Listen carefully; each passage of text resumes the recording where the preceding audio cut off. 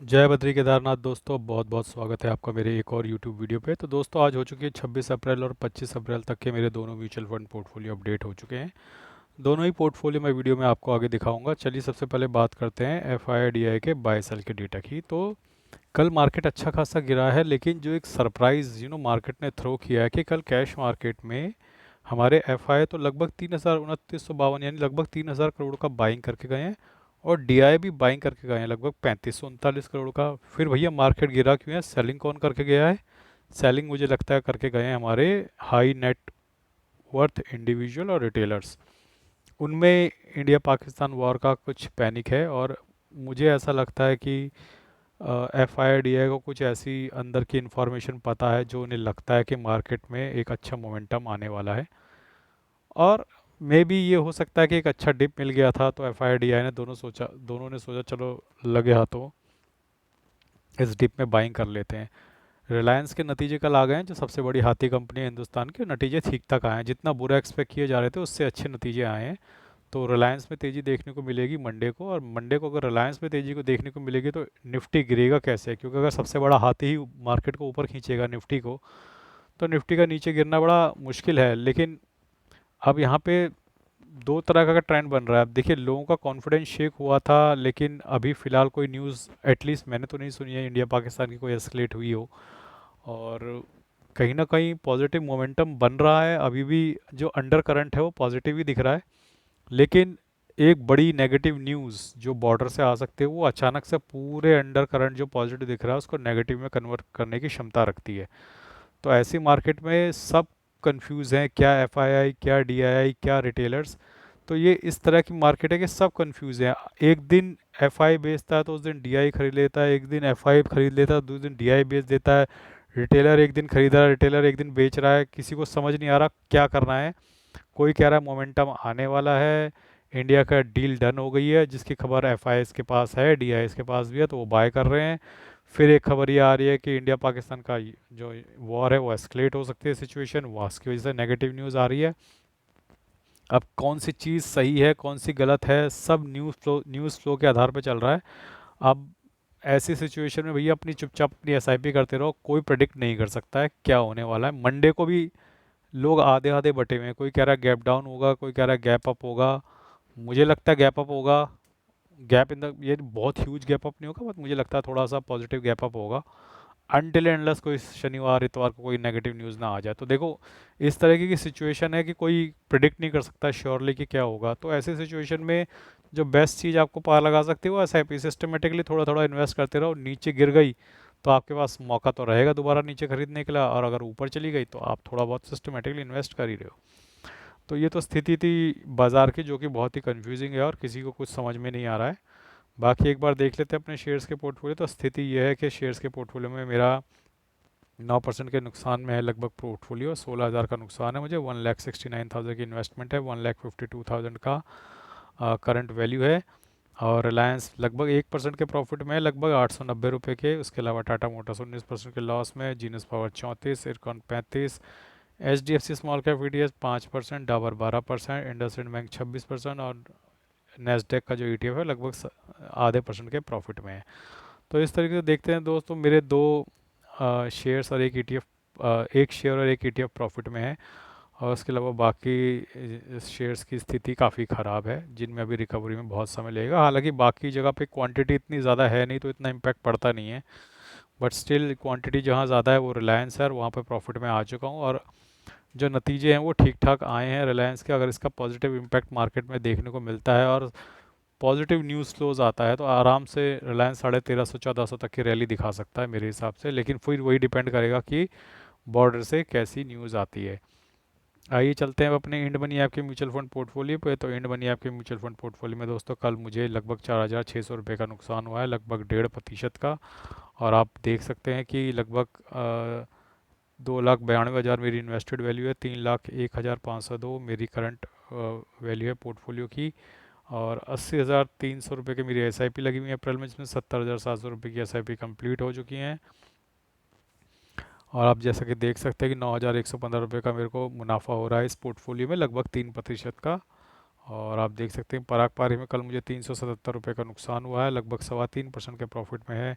ICIC prudential में लगभग 400 रुपये का नुकसान है, लगभग 4.5% के प्रॉफिट में है ये mutual fund. Nippon India large cap में कल 519 रुपये का नुकसान हुआ है, अभी भी 4.25% के प्रॉफिट में है। आदित्य बिरला ये तो बिक चुका है। कोटक एमर्जिंग इक्विटी में कल 192 का नुकसान हुआ है, 1.68% के मुनाफे में म्यूचुअल फंड। एडलवेज में कल 185 रुपये का नुकसान हुआ है, 4.25% के मुनाफे में म्यूचुअल फंड। निप्पॉन इंडिया में 200 रुपये का नुकसान हुआ है, 4.5 के मुनाफे में mutual fund. HDFC mid cap में 143 का नुकसान हुआ है, लगभग 3% के मुनाफे में। एडलवेज मिड कैप में 155 का नुकसान हुआ है, कल 3.25% के मुनाफे में mutual fund. Bank of India में कल 229 रुपये का नुकसान हुआ है, लगभग 3.25% के मुनाफे में। कैनरा बैंक में 196 का नुकसान हुआ है, लगभग 1% के मुनाफे में mutual fund. Kotak small cap में 196 का नुकसान हुआ है, लगभग 0.8% के मुनाफे में है ये म्यूचुअल। मोतीलाल ओसवाल कल 70 रुपये का नुकसान हुआ है, ½ % के प्रॉफिट में है अभी भी Motilal Oswal. HSBC small cap में 206 रुपये का नुकसान हुआ है, 1.25% के मुनाफे में mutual fund. Nippon India small cap में कल 184 रुपीज़ का लॉस हुआ है, लगभग 2.42% के मुनाफे में है ये mutual fund. Invesco India large cap में 197 का नुकसान हुआ है, लगभग 4% के मुनाफे में है ये म्यूचुअल फंड। बंधन कोर इक्विटी 164 रुपीज़ का नुकसान हुआ है, लगभग 4.25% के मुनाफे में है।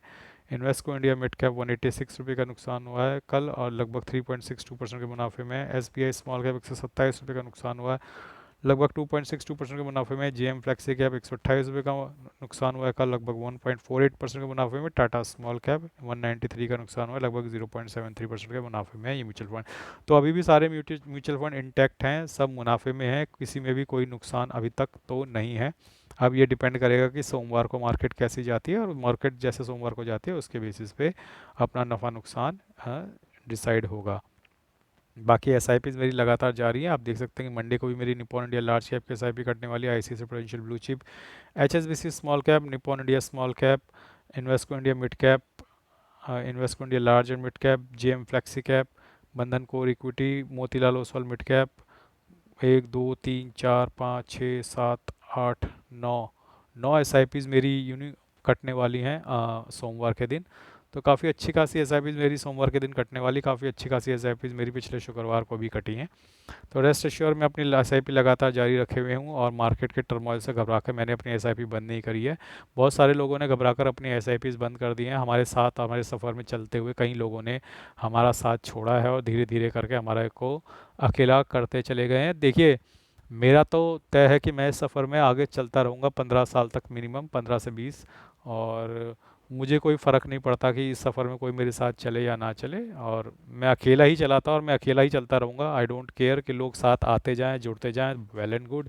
लोग साथ छोड़ते जाएं, निकलते जाएं, वेल एंड गुड। मुझे ये भी पता है कि 2025 में कोई बहुत ज़्यादा हमें गेन नहीं होने वाला है। इनफैक्ट 2026 के फर्स्ट क्वार्टर में तक भी हमें कोई बहुत ज़्यादा गेन नहीं होने वाला है।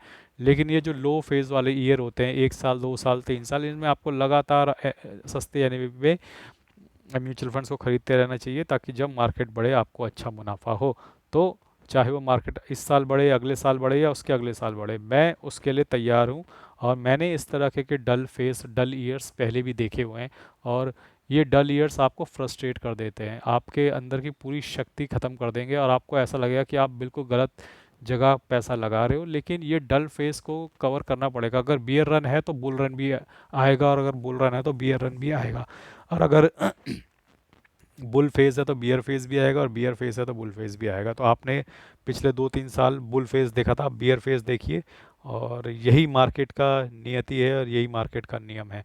लेकिन एक बात याद रखिएगा, अगर आपने बियर फेज में भी शुरुआत की है तो इसका मतलब ये नहीं है कि आप गलत समय पर एंटर कर गए हैं। Over the period of time सब चीज़ें एडजस्ट हो जाएंगी, और आप अच्छा मुनाफा कमाएंगे। तो हिम्मत मत हारिएगा दोस्तों, बने रहिएगा मार्केट में। बने रहना बहुत ज़रूरी है। अगर आप बने रहेंगे तो आप बहुत अच्छा मुनाफा कमा के निकलेंगे। और अगर आपने रास्ते में साथ छोड़ दिया, जैसे कि हमारे साथ लगभग 70 से 80% लोगों ने छोड़ दिया, तो फिर आप बाद में थोड़ा सा पछताएंगे।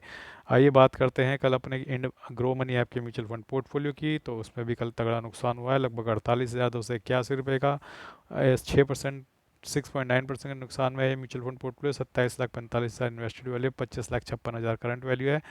और ये आप देख सकते हैं कि किस म्यूचुअल फंड में मुझे कितना नुकसान हुआ है। जो म्यूचुअल फंड ऊपर नज़र आ रहे हैं उनमें कम नुकसान हुआ है परसेंटेज वाइज, और जो म्यूचुअल फंड आपको नीचे नज़र आएंगे उनमें ज़्यादा नुकसान हुआ है। सबसे ज़्यादा नुकसान अगर आप देखा जाए तो कल Motilal Oswal, Nifty India defence, HDFC defence, Aditya Birla sun life, PSU तो defence, PSU, small cap, infrastructure, इनमें इनकी कल खूब अच्छे से पिटाई हुई है और इन्हीं की पिटाई होती है। तो कई लोग ऐसा भी कमेंट कर रहे थे कि भैया इंडिया पाकिस्तान का युद्ध एस्केलेट हो रहा है तो डिफेंस के स्टॉक्स भागेंगे।